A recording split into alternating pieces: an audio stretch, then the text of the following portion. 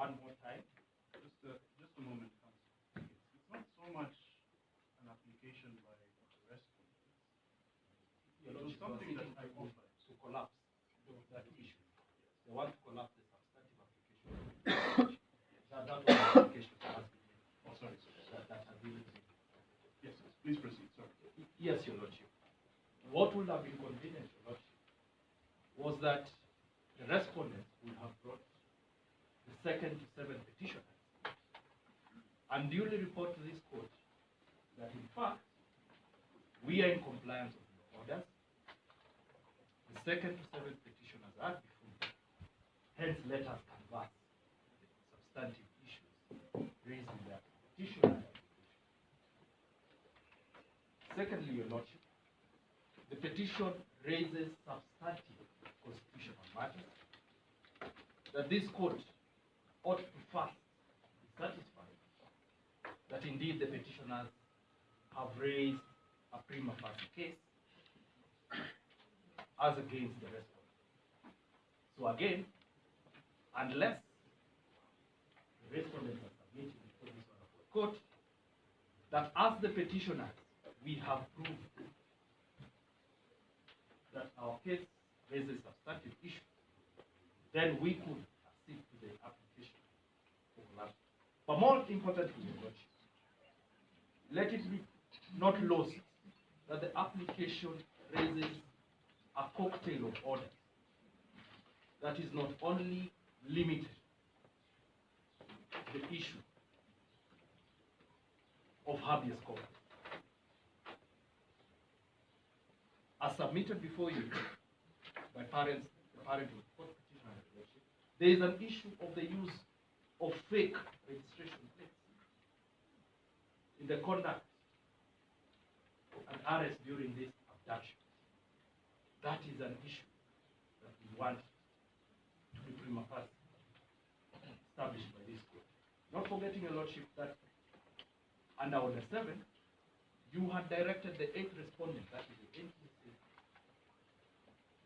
to produce records of the said number plate so that it may be known by all and sundry who exactly are these people who arrested or abducted. This is the second petition. Finally, Your Lordship, this application and petition was drafted on the 26th of December. I'd like to disclose that I was at the comfort of my village, hundreds of kilometers away. But exceptional circumstances, extraordinary times, call for extraordinary measures. It is not about our opinion, it is not about our diary, Your Lordship, it is about the substantive issues raised in the petition. Habeas corpus, which is the nature of within 24 hours. So we'll be seeking that you stick to our orders unless and until they are complied. Your Lordship. Yes, Mr. Manuel.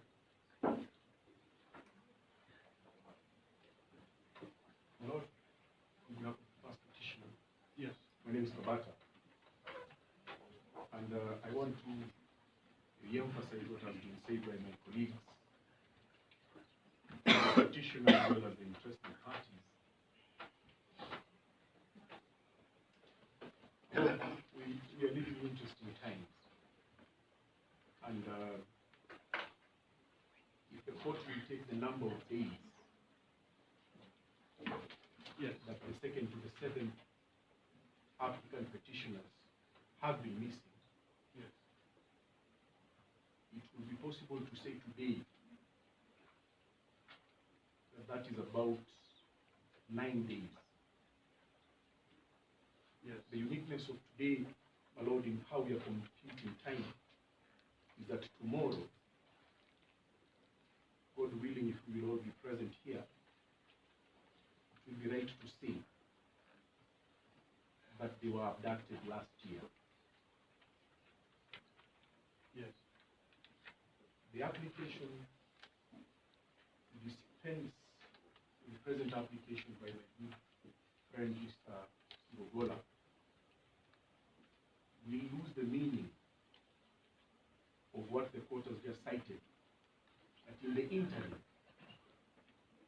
the court sits as an inquisitorial body to seek to find out certain aspects that will be important in the main petition. What the Law Society of Kenya is saying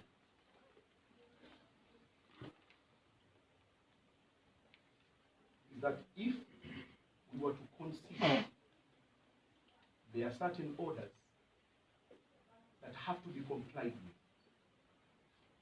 and as we close the day today before the new year, and having listened to the plight of Mr. Mwangi's father, we will be filing a contempt of court application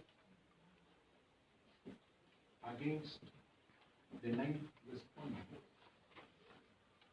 In fact, I am corrected that we will be filing by close of business today against the 9th respondent in person, against the 8th respondent in person,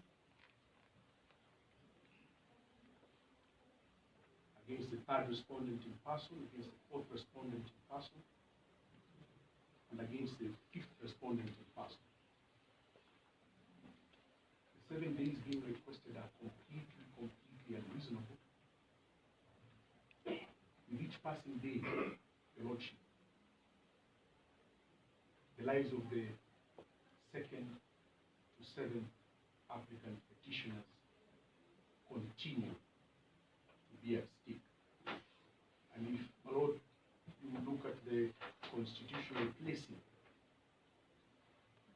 of the prayers that we are seeking in the interim as a law society, yes, they are placed in a constitutional importance just before the right to life.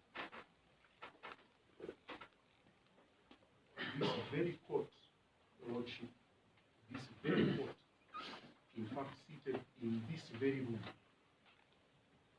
once arrested the questions that we are talking about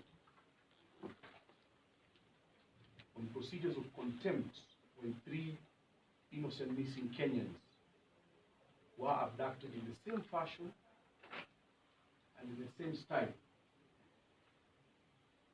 And curiously, my Lord, because I know the court has this record, is that on the day of sentencing of the acting Inspector General back then, the 3 Kenyans miraculously were found. So I am moving the court that in its own power as an inquisitorial body, that it does not depart from its orders, and that on the 1st and 2nd order, that they be complied forthwith. On the 7th order and the 3rd order, that they also be complied with forthwith, as we shall be in the close of business today, filing formally our contempt of court application. We are not satisfied with the responses that the respondents are expressing. It is quite unfortunate that their lives are at stake, and as colleagues, we are buying time. That is all. Thank you, sir. Mr. Manu, Lord, just to make to bring to the knowledge of the court that the 3rd interested party, Mr. Andrew K. Tata, is equally missing. We have been informed that he is within the court presence. He cannot be allowed